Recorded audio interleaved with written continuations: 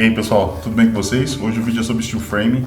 A gente vai falar, basicamente, vale a pena ou não vale fazer o steel frame nessa metodologia? Vale, apesar de ser uma metodologia americana que tem uma resistência ainda relativamente grande, talvez até pela falta de profissionais que saibam fazer essa aplicabilidade, né? Esse tipo de modalidade construtiva não é tão difundida aqui no país, embora devesse. Então, assim, tem várias empresas que já fazem uso, né, dessa opção construtiva, mas a gente vê que ela barra ainda no desconhecimento do usuário final, das pessoas que compram esse formato. Então vamos entender um pouco mais disso. Já vou te adiantar, vale a pena fazer sim, tá? Principalmente em determinadas regiões do país. Vou explicar isso no decorrer do vídeo.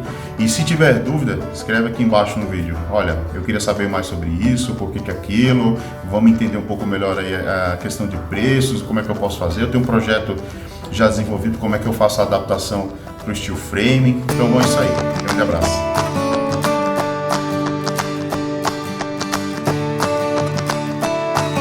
E pessoal, tudo bem com vocês? Esse vídeo de steel frame, ele nasce da necessidade que surgiu na época do racionamento. Embora isso já exista há muito tempo nos Estados Unidos, muito difundido lá, né? Eu não sei até nem por que demorou tanto para se chegar aqui e ainda é tão pouco abordado. Mas considerando a deficiência que teve aqui na região nossa, né, do sudeste do país em relação a um determinado período, onde o racionamento se estendeu aí por um longo período devido à falta de chuvas, estudou-se mais, né, e eu procurei me aprofundar no assunto. Então segue aí o novo vídeo.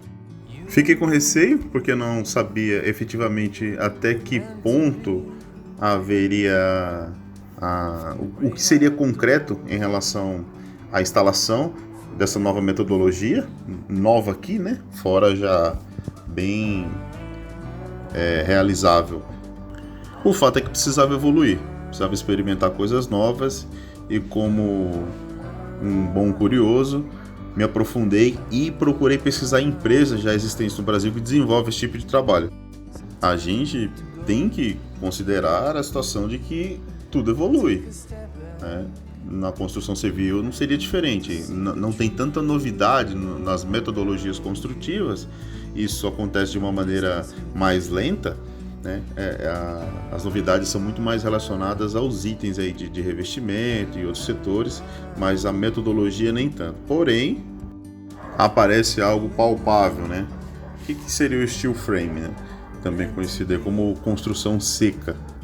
O steel frame ele recebe esse nome justamente por não utilizar água nos canteiros de obra. Na realidade utiliza, né? Na base dele, na estrutura para edificar o steel frame você usa sim, mas no resto não.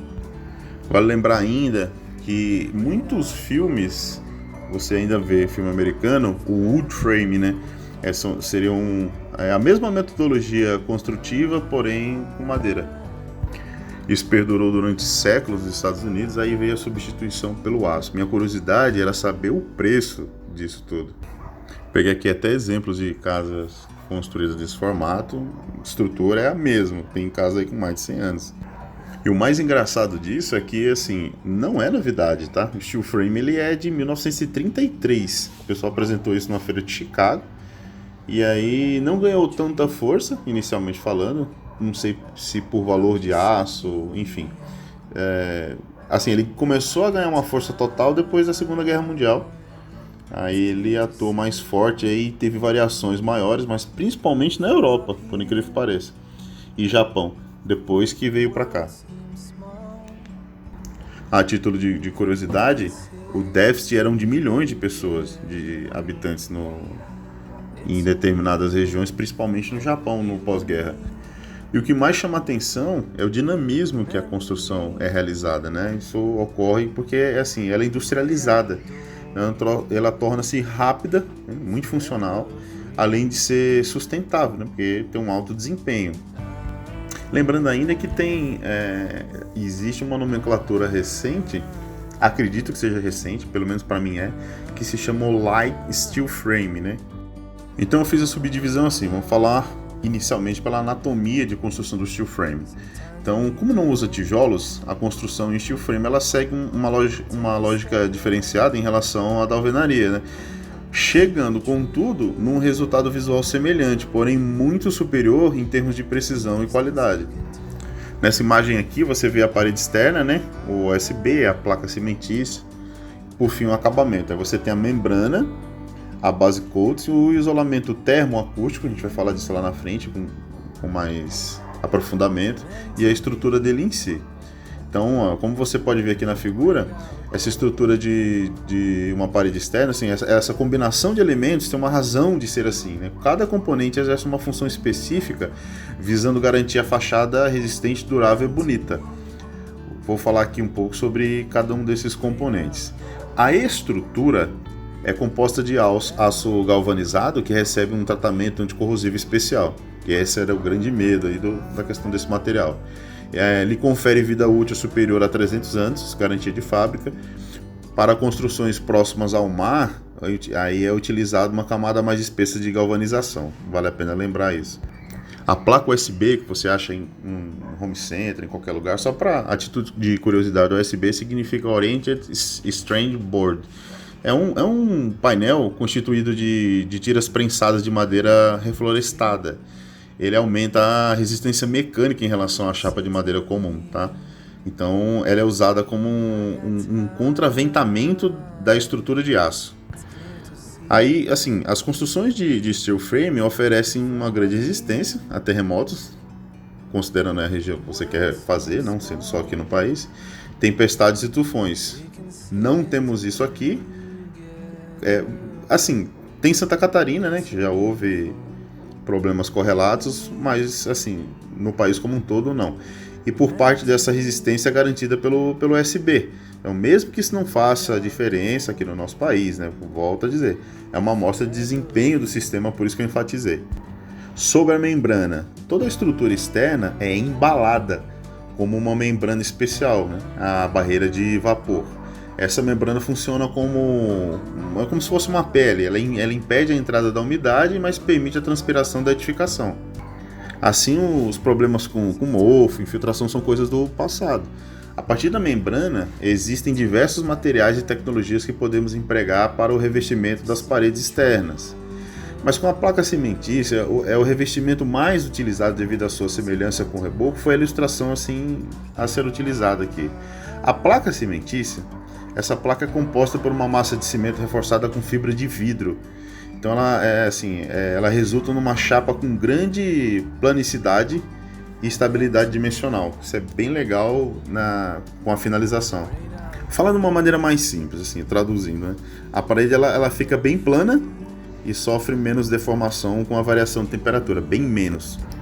A base coat são placas cimentícias que recebem um acabamento especial chamado que tem essa nomenclatura aí de base coat, né?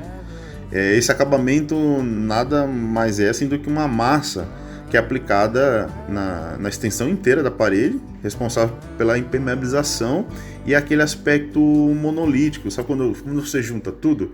É como se sumisse ali as juntas, né? Quando o drywall é bem feito, você vê isso, parece que é uma peça única, é inteiriça. O revestimento, a partir da base coat, né, a parede é tratada de forma convencional, pode receber pintura, textura, qualquer outro tipo de revestimento que você queira colocar, tais como pedra, porcelanato, madeira, normal. Aí depois de acabada, a aparência é igual a de uma parede de alvenaria. Ninguém é capaz de identificar visualmente se a casa foi feita de uma forma ou de outra. Fica exatamente igual a uma casa comum. Então, a casa natural de alvenaria, né? Há ainda a opção de deixar as placas cimentícias à vista, assim, apenas resinadas, né? O que pode criar um efeito assim agradável dependendo do empreendimento, da mensagem ou da imagem que o arquiteto quer passar. Torna-se uma assinatura, vamos dizer assim. A lã de vidro, né, entre as placas de parede, utilizamos lã de vidro ou lã de PET. Essa lã de PET, né, embora pouco utilizada, ela existe. Na maioria dos casos vocês vão ver lã de vidro. Elas servem como isolante, o que garante o alto desempenho termoacústico. O pessoal leva muito em consideração só a parte acústica, mas na realidade a parte térmica também. Então, no dia a dia dos moradores, o alto desempenho termoacústico é um termo que resume bem assim, 3 benefícios básicos, né? A parede ela tem grande capacidade de manter a temperatura interna mais estável, ou seja, o ambiente fica mais fresco no verão e mais aconchegante no inverno.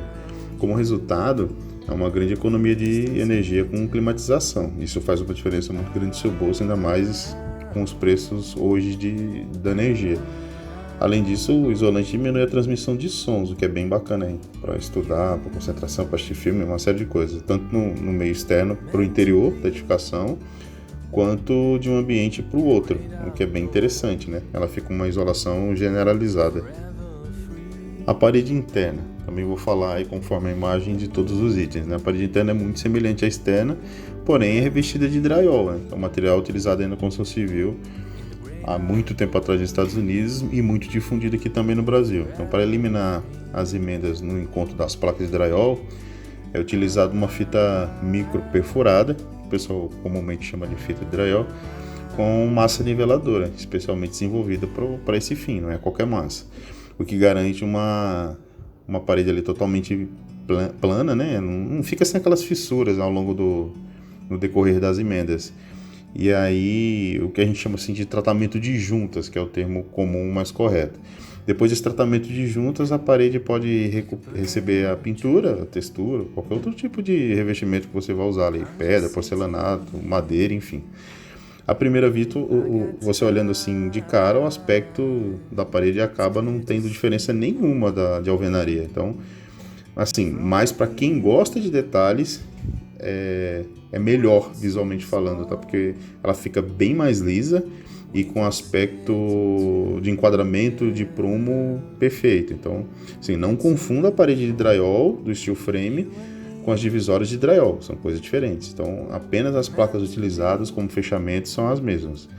Entretanto, a parede do sistema Light Steel Frame é muito mais robusta, então, pois utiliza os perfis estruturais e é contraventada, né? O que foi explicado no início aí do vídeo. O que, assim, é muito mais resistente e flexível. Então, se você for fazer a relação, a fixação dos objetos pesados nas paredes, o que é uma grande vantagem. Hoje no mercado você tem uma variedade muito grande de buchas próprias para drywall, né? Que suportam aí até 30 kg por ponto de fixação, a título de comparação. Agora falando da laje, né, conforme a figura, assim, para a construção das lajes seguimos o mesmo princípio das paredes. Então é uma estrutura metálica leve, revestida com placas de USB, eu expliquei no início do vídeo o que significa, que recebe um contrapiso armado e um respectivo acabamento. A lã de vidro na laje também cumpre um papel extremamente importante, impedindo que barulhos gerados no andar superior causem esse desconforto no andar inferior. E novamente, depois de acabada, não há diferença na laje em relação ao sistema convencional. Tanto que na aparência quanto na sensação, a laje não parece oca, né? como muitos acabam achando. Pelo contrário, é bem firme e parece uma laje de concreto mesmo. Sobre a cobertura, então geralmente utilizamos a estrutura metálica galvanizada para a cobertura.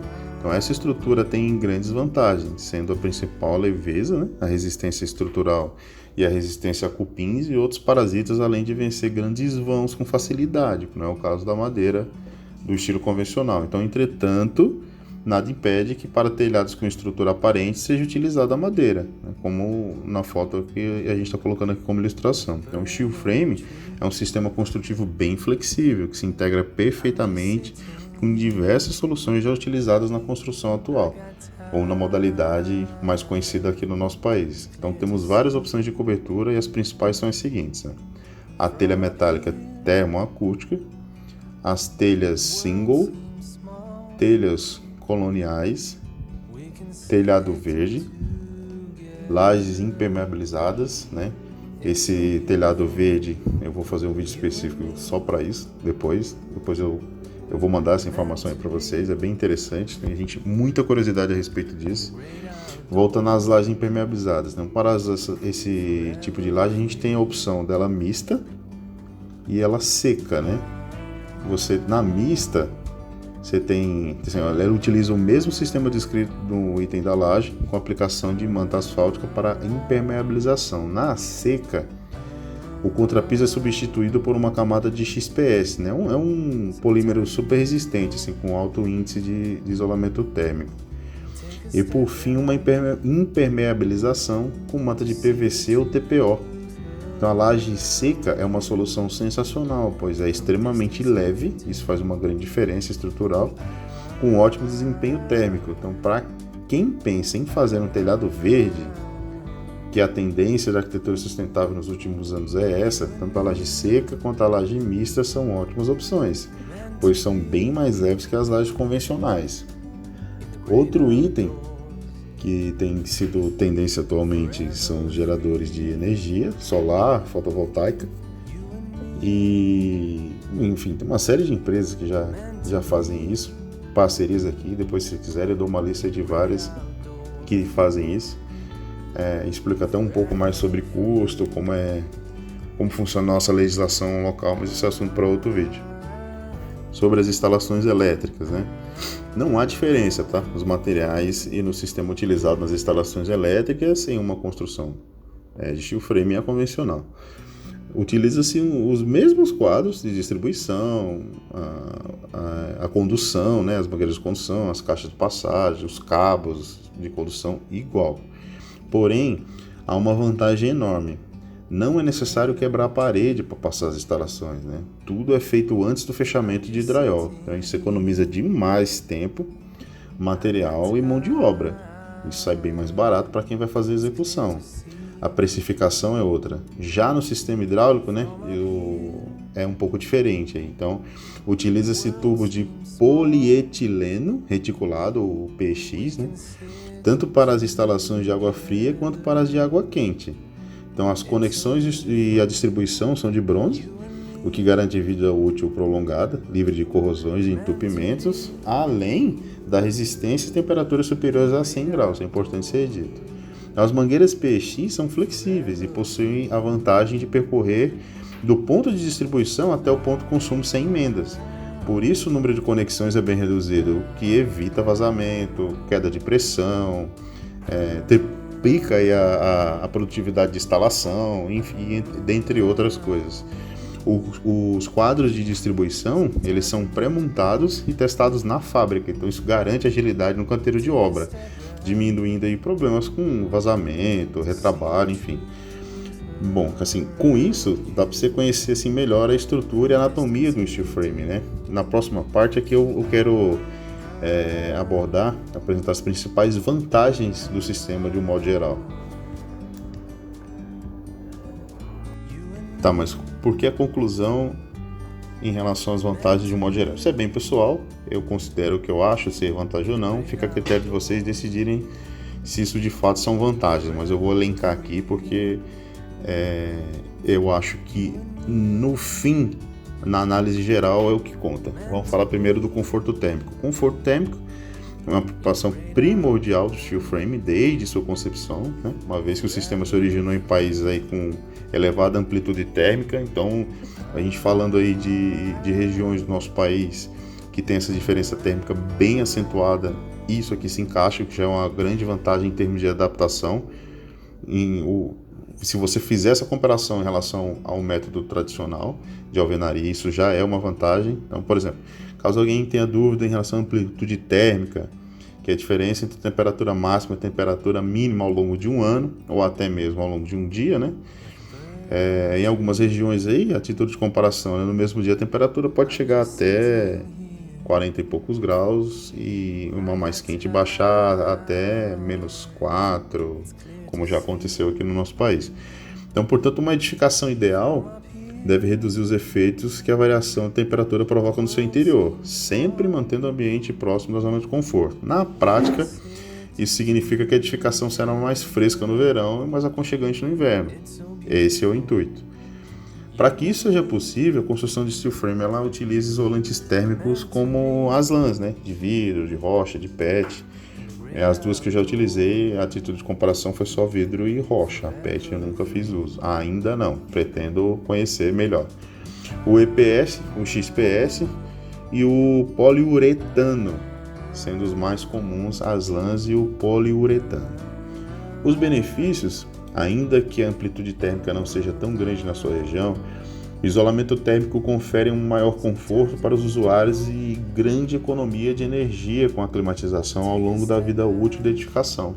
Então, quando a temperatura é mantida mais estável, equipamentos de ar-condicionado, por exemplo, precisam trabalhar menos para compensar as perdas, resultando em uma economia enorme de energia, porque se você programa seu ar-condicionado para ele manter uma temperatura específica, ele sempre vai desligando quando você chegar naquele ponto. Se não houver essa variação externa tão incidente no interior, ele não tem que ficar o tempo inteiro sendo reacionado para manter a temperatura no que você programou. Então é uma imagem aí que mostra a lã de vidro sendo utilizada em um forro, né, em telhado.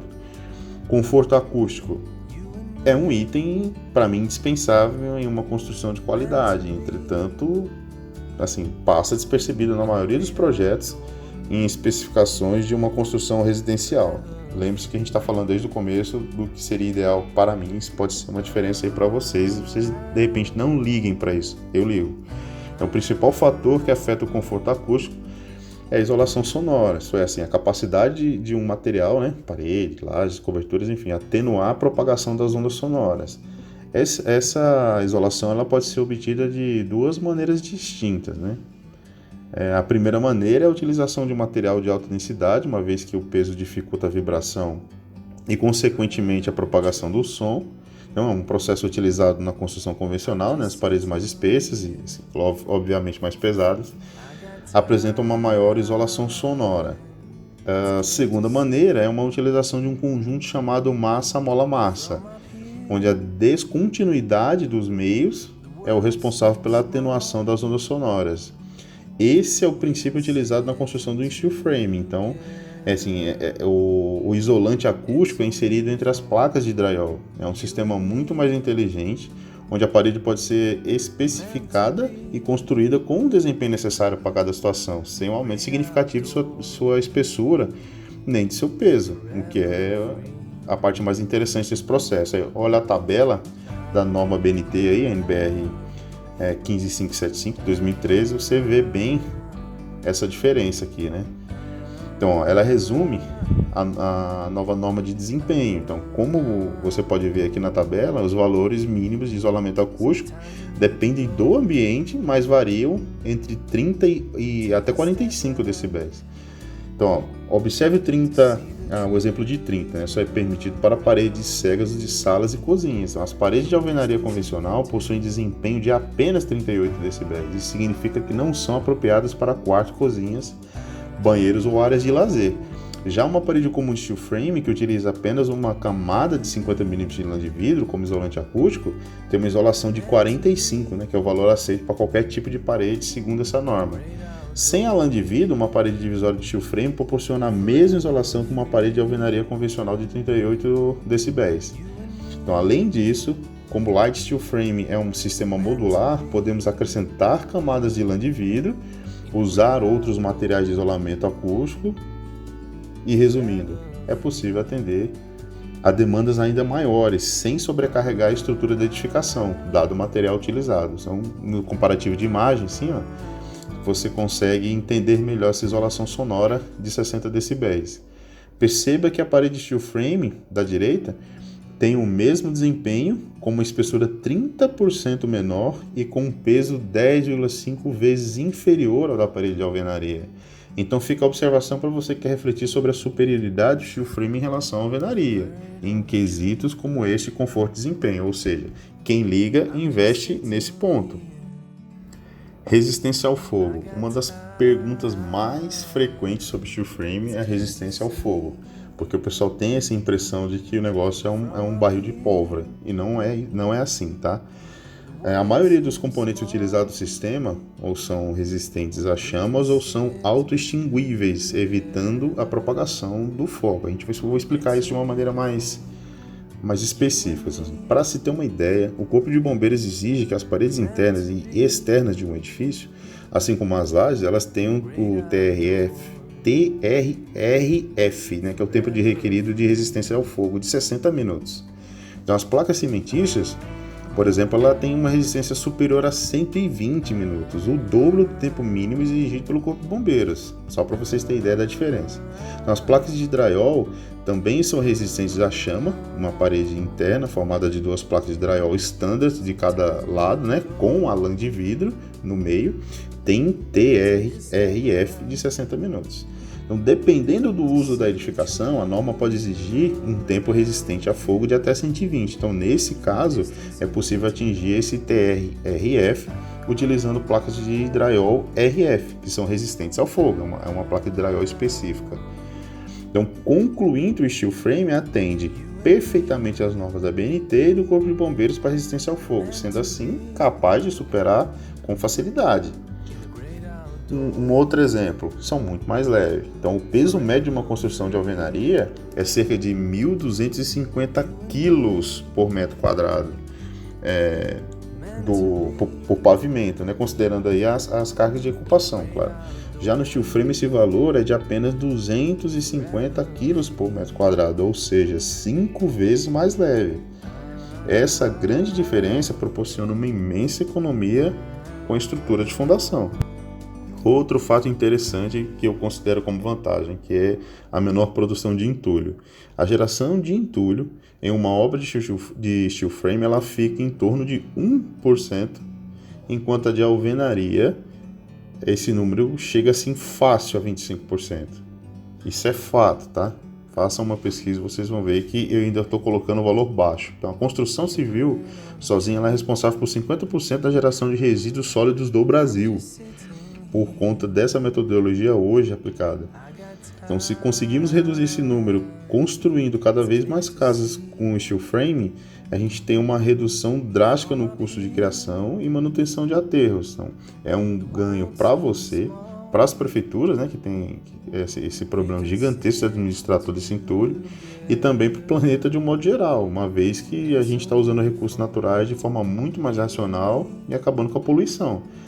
Um número assustador, mas que quase ninguém presta atenção, assim, em uma obra de alvenaria, o desperdício de geração considerando esses valores, mesmo que você coloque 20% aí, então a cada 5 casas, uma seria jogada fora. Se chegar a 25%, a cada 4, uma casa jogada fora, em termos de desperdício desses materiais. Outra vantagem, a velocidade. Então, a obra fica pronta 3 vezes mais rápido e não há exagero nem superestimativa nisso.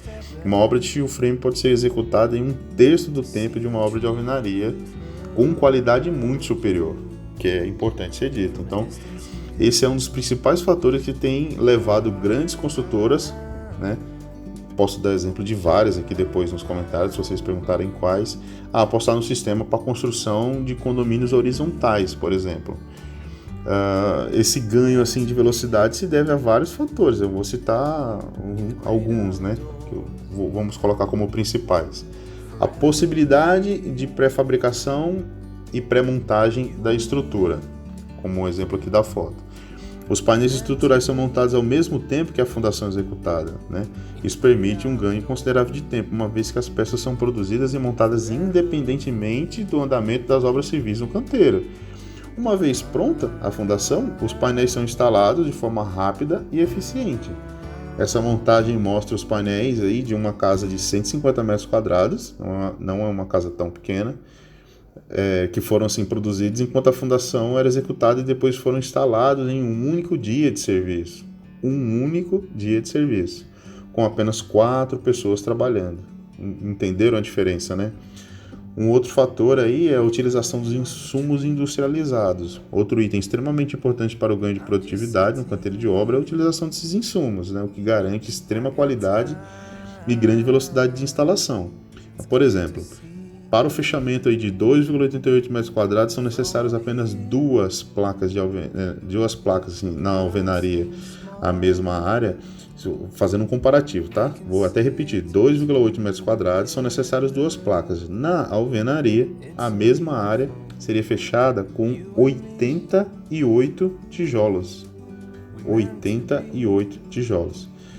Então, sendo empilhados aí, um a um, o risco da parede sair desalinhada e fora do prumo é muito grande. Mesmo que você capriche mais, acaba aumentando o tempo, então a demanda acaba não se tornando tão produtiva. E a qualidade do serviço depende totalmente da habilidade e de quem está executando, então tem essas variáveis também. Então já a simplicidade de se parafusar duas placas lisas garante uma velocidade e qualidade incomparável, né? A título de alinhamento, por exemplo, pois pouco depende de quem executa o serviço, minimizando aí os erros na instalação e outras variáveis aqui que nem vale a pena se estender. Um outro fator, a racionalização na execução das instalações elétricas e hidráulicas. Então esse item aqui é fundamental, né? No steel frame, as instalações elétricas e hidráulicas são executadas antes do fechamento das paredes, então evita desperdício e o famoso quebra-quebra. Além de ter assim a sua obra pronta muito mais rápido, você também economiza muito dinheiro com aluguel de caçamba de entulho, mas muito mesmo, só a gente fazer uma comparação aqui. Perceba que nesse gráfico aqui de exemplo, né, ele representa um estudo de caso fictício, onde há dois investidores que constroem para vender, sendo que o primeiro opta pelo steel frame e o segundo pela alvenaria. Então, para esse exemplo hipotético, vamos utilizar aqui uma construção com custo de R$300 mil, o que com preço de venda de R$600 mil, supondo que o imóvel seja vendido imediatamente após o término da construção, tá? Só para não criar variáveis. Então, com o mesmo projeto, o investidor que optou pelo steel frame receberá uma casa pronta no prazo de 3 meses, ok? E para o investidor que escolheu a alvenaria, temos um cronograma de 9 meses até a entrega da obra. Então, no final de 9 meses, o primeiro que escolheu o steel frame teria um capital de 1.200.000 e o segundo de 600 mil. Nada menos que o dobro do capital, simplesmente por ter escolhido o sistema construtivo certo. Em termos de porcentagem, o investidor que optou pelo steel frame teria uma rentabilidade média de 33,3% ao mês, né? Ao passo que o segundo investidor teria uma rentabilidade de 11,1% ao mês do capital investido, nessa comparação. Isso significa que a rentabilidade do investidor do steel frame é no mínimo 3 vezes maior, simplificando o processo. Tá, mas vamos resumir tudo isso e vamos saber quanto custa todas essas vantagens, né? Então, se você leu alguma coisa aí, pesquisou, não sei quais foram suas variáveis, mas em se tratando do que eu acho mais sólido em termos de valores, né? Assim, quais seriam de fato as vantagens, considerando tudo que a gente já discutiu aqui, e se valeria a pena pagar um pouco mais caro em relação a todo esse processo? Eu digo que sim. Então vamos lá, é mais caro? É, mas não é tanto. Então, apesar de custar em média de 6 a 8% a mais que uma obra de alvenaria, é necessário analisar o custo-benefício do processo como um todo, inclusive a qualidade. Então, na realidade, para que uma casa de alvenaria possua o mesmo desempenho que uma casa de steel frame, seria necessário criar implementações extras nela, o que a tornaria mais caro que o steel frame, né? Na variável do steel frame. Então, você fala assim, o steel frame ficou mais caro? Tá, mas se você tiver colocado mais isolamento acústico, dentre outras variáveis aí. Então, um pode ficar mais caro que o outro, dependendo de determinadas escolhas.